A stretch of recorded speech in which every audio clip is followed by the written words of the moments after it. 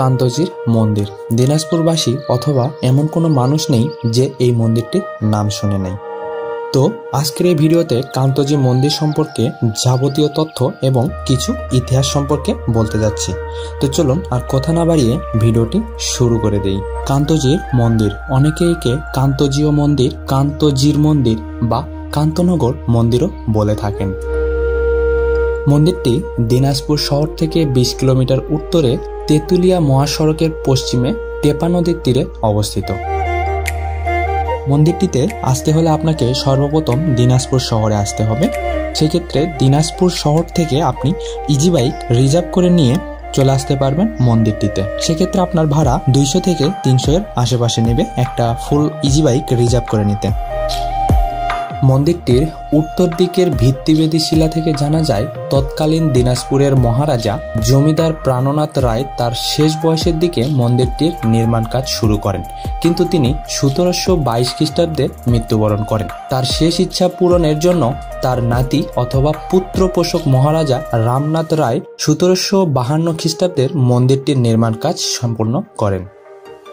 শুরুর দিকে কান্তজিও মন্দিরের উচ্চতা ছিল 70 ফিট। 1897 সালে কান্তজিও মন্দিরটি ভূমিকম্পের কবলে পড়েন। ভূমিকম্পের কবলে পড়ার ফলে তার চূড়াগুলো ভেঙে যায়। পরে রাজা গিরিশচন্দ্র মন্দিরটি সংস্কার করেন, কিন্তু তিনি চূড়াগুলো আর নির্মাণ করেননি। পরে মন্দিরটির উচ্চতা দাঁড়ায় 50 ফিট।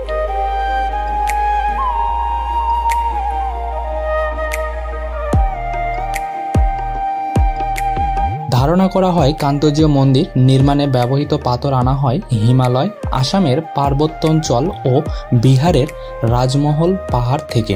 এছাড়া ইট, বালি, টেরাকোটা ও কঠিন পাথরের সংমিশ্রণে তৈরি করা হয়েছে। মন্দিরটির দেয়ালের গায়ে সম্পূর্ণ কাজ করা হয় টেরাকোটায়, আর এই টেরাকোটাতে লক্ষ্য করা যায় রামায়ণ ও মহাভারতের কিছু কাহিনী।